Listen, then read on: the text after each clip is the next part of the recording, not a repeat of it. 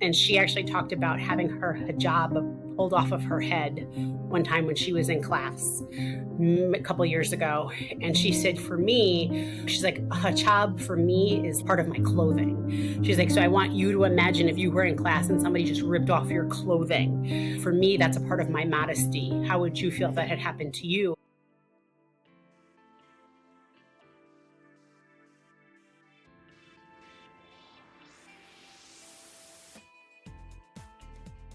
Welcome to RBERNing Questions, a professional learning podcast where we answer your most compelling questions about teaching, serving, and supporting multilingual learners. I'm your host, Yasmeen Coaxum, and through our talks, I look forward to bringing the methods, philosophies, and stories behind teaching multilingual learners to light. Let's get into the show.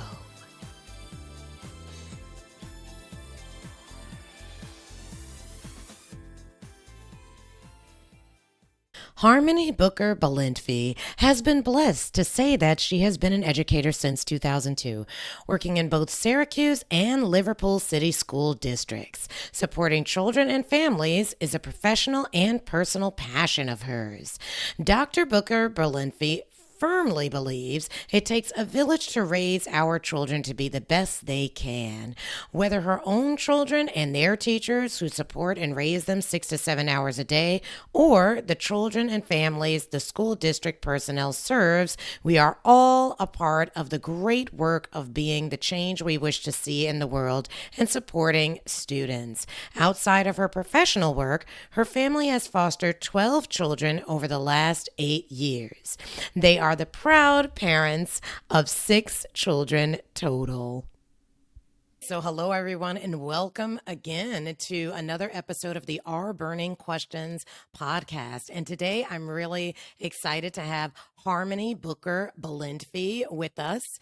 And I usually start off by telling the audience how we met, how you were able to come onto the show, and you were actually recommended by the RBERNing Questions team in Syracuse. So I'm really happy to dive into everything that you are doing for ELLs and MLs. Let's just get started with you telling us a little bit about your current role in education. So I am currently an associate director here in Central New York, specifically at Liverpool Central School District. Really just blessed to be asked to speak on behalf of the diversity that we have here in Liverpool. We have the second largest ELL population in Central New York. Syracuse City obviously has the largest as one of the big 5 school districts in New York State. They have about just over 3,000 ELLs. And then all of the suburban schools around it all have a portion. We actually have the largest suburban population of ELLs, and then the second largest outside of Syracuse. And one of the things with RBERN, I said, if there's one thing you can advocate for us, I said, I really need New York State to understand that in our district, we have a lot of commanding level students, right? Level 1, level 2 commanding, which we call them consult year 1, consult year 2. So it is an unfunded mandate. We are still required to service these students and give them those 20 minutes of language connection with a teacher, as well as reviewing of data to assure that the language acquisition and proficiency that they have grasped holds, right? Mm-hmm. That's why there's 2 years of support after testing proficient. In our case, so we have to support these students appropriately, but it's an unfunded mandate. So we get no title support, we get no funding support once a student hits commanding. So if you were to look at our New York State report card, you would look and it would show that we only, quote unquote, use the word only lightly, that we only have 230 ELLs or 260 ELLs in any given time, right? Really, we're servicing 421 ELLs because we have to service those commanding kids too, right? Mm-hmm. And one of the things I've always said to RBERN is you could advocate on our behalf. Mm-hmm. We have to do a better job statewide as to how we are adjusting to and accounting for these level 5 kiddos who have tested commanding and that are still getting support. Just from a district standpoint, it's a staffing issue, right? If we didn't staff for these additional 100 to 120 kids that we have, give or take, That could be literally four teachers, right? That's almost four teachers when you're talking 120 kids. Mm-hmm. So obviously, there's a budgetary impact to that. Mm-hmm. And I talk about this with RBERN quite often and quite frequently. Mm-hmm. Those are the kind of the five levels that we look at here to support our students and that the state does recognize. Go ahead.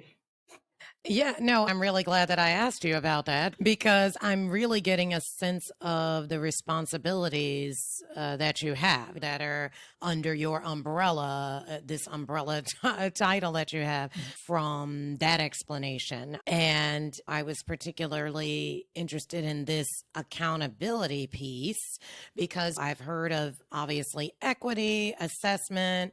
Those are buzzwords, powerful words that have been going around for a while now. I want to say really since 2020 in terms of the way schooling or education in K through 12 and beyond K through 12 is being structured for ELLs or multilingual students. But this accountability piece is something I'm a little curious about, and I would like you to expand a little bit on what does this part of your title mean? I think you said something about scores and data, but yes, if you could just expand a little bit on what this accountability piece is. Sure. So in our district, we have a strategic plan, and as part of our strategic plan, we have four main focus areas. And one of them relates to diversity, equity, inclusion, and we added the A for accountability. So we call it DEIA. And under that, we really look at accountability as a multifaceted support of diversity, equity, and inclusion. One, obviously, is the state accountability, right? The ESSA data, the 3.8 testing, Regents data, graduation data, NICES slot scores, all of those things that relate to the accountability that supports a school district's report card, right? But then we look at it an additional layer of the accountability to the profession within education and the accountability to yourself as a professional learner. When we had, I don't want to use the word rolled out, when we had made a commitment to DEIA in our district, our first year coming off of COVID, that year, our superintendent had committed to 5 professional development days surrounding DEIA. And with doing that, each of those days we did a different focus. And the first rollout, we explained what is DEIA. The diversity is who we are, right? That who we are as a district. The population that we have in our district, about any given year, between 40 to 44% free and reduced lunch students. We have just about 20 to 21% of students who are students with disabilities.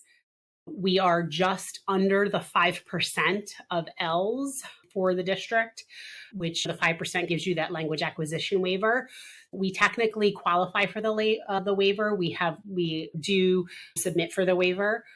The but part of this is because we have so many ELLs, we still do embedded PD. So we are the only district that I'm aware of outside of Syracuse that actually has an ENL instructional coach. And our district was really committed to that when my office took over this department. Particularly, one of our middle schools was a school in potential need of targeted support at the local level based on the ELLs ESSA data on the 3.8 ELA assessment. And particularly this middle school, less than 1% of their ELLs was showing proficiency on the 3.8 assessments. And so I had really explained to the district from a systematic standpoint and from a global standpoint, we really have to do some targeted professional development for the teachers there because this building had longstanding ELLs for many years. And so we really had to look at doing things differently because it wasn't that, oh, this was a new building and the teachers just didn't know how to work with students who were learning a new language, right? Or who were expanding upon their use of language. And so I said, we really need an instructional coach that can go in and really give some targeted content specific support. And at the same time, we had looked at the restructuring to move the other 3 quadrants into our northern quadrant, which traditionally had never had ELLs. And so because of that, I said, we also need a coach that can go in and really do the basics of how do you create a welcoming and affirming environment? How do you make sure that kiddos and families that are coming from various places around the world, depending on their native country, depending on civil war that's going on and or global war that's going on, how do you create that environment so they feel that they are part of this community? Having posters when students walk right into the building in their native language, having meet and greet family nights or international nights. These are basic things that any district can do to honor all cultures, even for those that may not be ELLs, right? Just building that base knowledge for the students and the families that are a part of that community to feel that they are truly in the community. And then we ask our staff, when you are accountable to yourself as a professional learner and growing as a professional learner, you are also accountable to your building and your team and the team of teachers that you work with to really ensure that those equitable practices, as well as research-based practices of creating a welcoming and affirming environment, as well as being instructionally sound, are occurring and occurring with fidelity. That's how accountability came into our DEIA work. It's like a three-pronged facet, if you will. And I think it's a very important one because when you were describing the levels, the commanding levels, I'm a very visual person. I was thinking about it in terms of a continuum. And when you have such a continuum, right, it's really important to be checking in at the various points of it, right? And then not to allow this dropping off once the continuum is coming to an end, like with these level 5 commanding students. It's really important not to let the ball drop. And I feel like definitely these different measures of accountability that you have named allow for that to happen, for everything to stay cohesive so that the continuum isn't looked at as, okay, this is completely done. How are we then offering support as people are transitioning out of the continuum? In other words, this is just how I've conceptualized what you were just talking about.